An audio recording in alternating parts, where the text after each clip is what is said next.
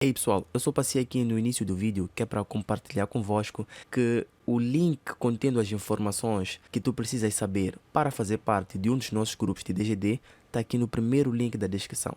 E para deixar aberto para vocês a possibilidade de vocês comentarem aqui embaixo quais são as matérias que vocês querem que eu grave e que, se Deus quiser, eu verei os vossos comentários e vou atender os vossos pedidos. Então, desfrute da videoaula, que eu espero que tu gostes bastante e que compartilhes com todos os teus colegas.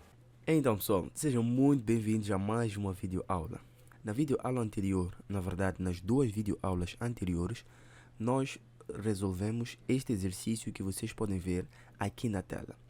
Nós aplicamos sobre este mesmo exercício de retas o processo geométrico auxiliar denominado mudança de planos. Nós podemos ver que é um processo muito simples, um processo que é prazeroso de se fazer, principalmente quando tu já pegaste a prática e percebes realmente que é uma coisa tão intuitiva quanto parece. Para esta videoaula, aqui já temos o nosso exercício bem limpo e vamos fazer aquilo que nós já viemos fazendo. Vamos começar resolvendo este exercício aplicando o processo geométrico auxiliar denominado mudança de planos.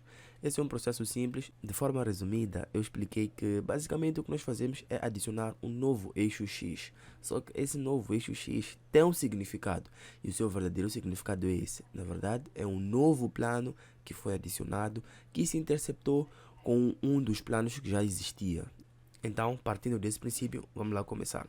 Ok, quando nós vamos fazer esse processo de adicionar um novo eixo X, em casos onde nós não estamos a tratar de retas que não estão em nenhum plano definido, nós temos de atentar a alguns detalhes.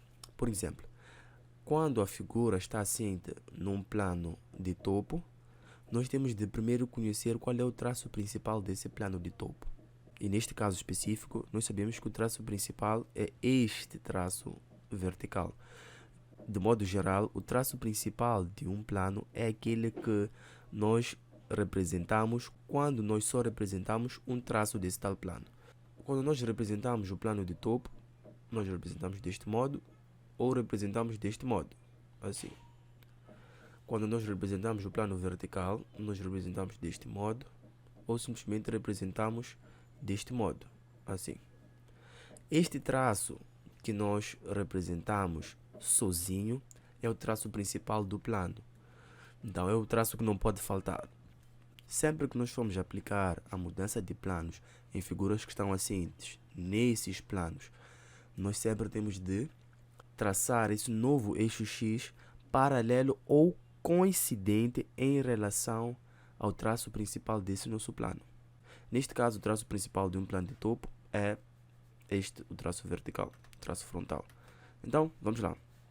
Vamos pegar na régua, vamos traçar uma reta que seja paralela em relação à projeção frontal do nosso plano de topo. E eu vou traçar aqui assim. E vou denominar como X'. Depois, o processo é o mesmo. Uma vez que nós traçamos esse nosso novo eixo X paralelo em relação à projeção frontal, nós simplesmente vamos pegar na régua e vamos traçar linhas perpendiculares em relação ao novo eixo X, partindo de cada um desses vértices do nosso quadrado. Então, venho aqui, traço uma linha que vai até ao infinito, partindo do C2, depois venho para o B e o D, traço uma linha, depois venho para o A e também traço uma linha. Depois de eu ter traçado essas linhas perpendiculares em relação ao nosso novo eixo X, que por acaso também serão perpendiculares ao traço frontal do nosso plano de topo, eu pego na régua e vou levando os afastamentos de cada um desses vértices. É a mesma coisa que fizemos na aula passada. Vamos levar a distância do eixo X até o ponto C, o mesmo com o ponto B, o mesmo com o ponto A e com o ponto D.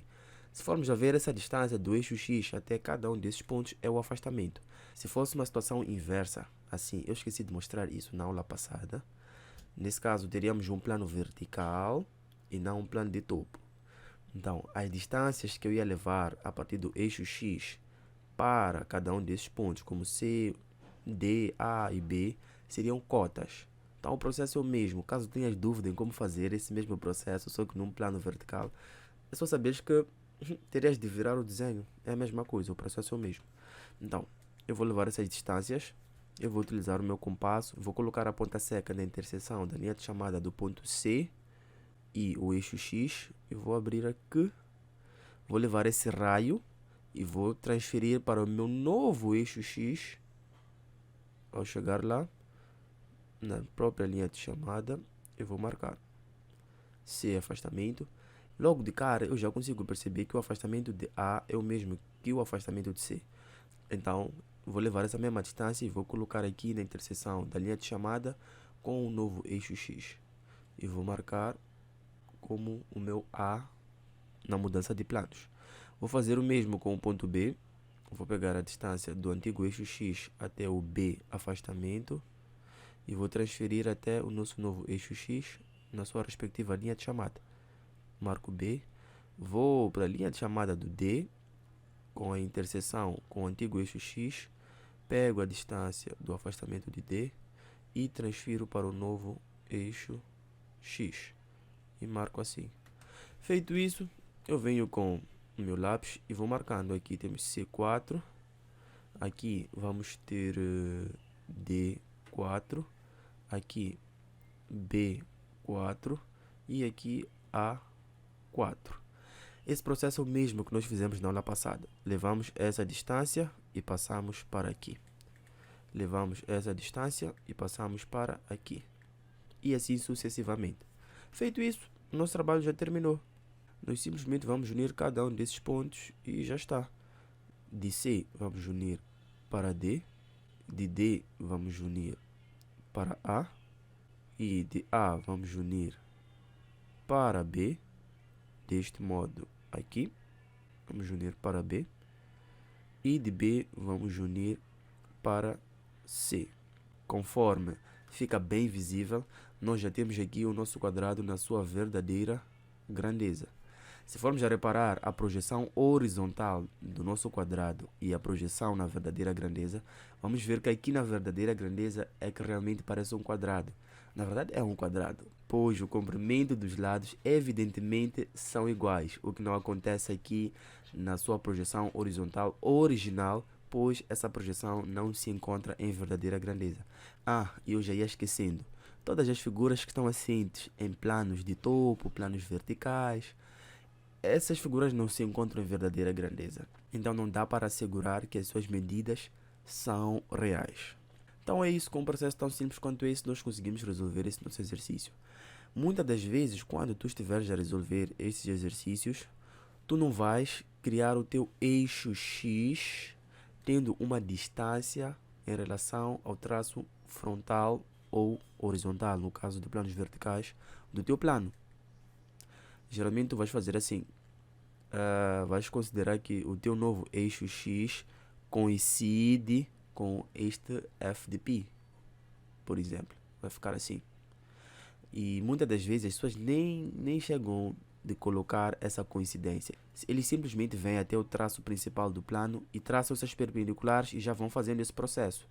Entretanto, quando eles vão levar essa distância dos afastamentos, eles começam a colocar aqui nas linhas chamadas partindo exatamente do traço do plano. E está muito certo, funciona assim mesmo. O impacto que isso traria para nós é insignificante.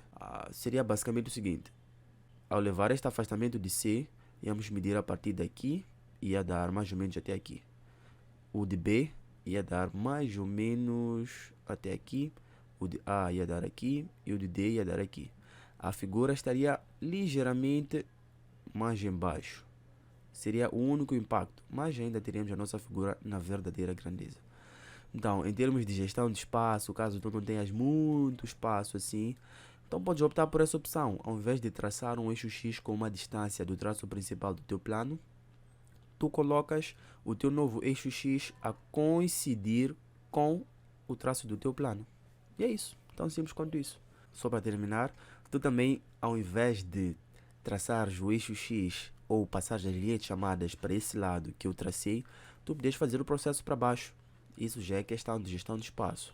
Eu não recomendo fazer para baixo porque eu sei que haverá sobreposição. Sobreposição significa que essa figura na verdadeira grandeza vai ficar sobreposta ao desenho original. Então nós não queremos isso, nós queremos evitar sobreposição para termos desenhos limpos.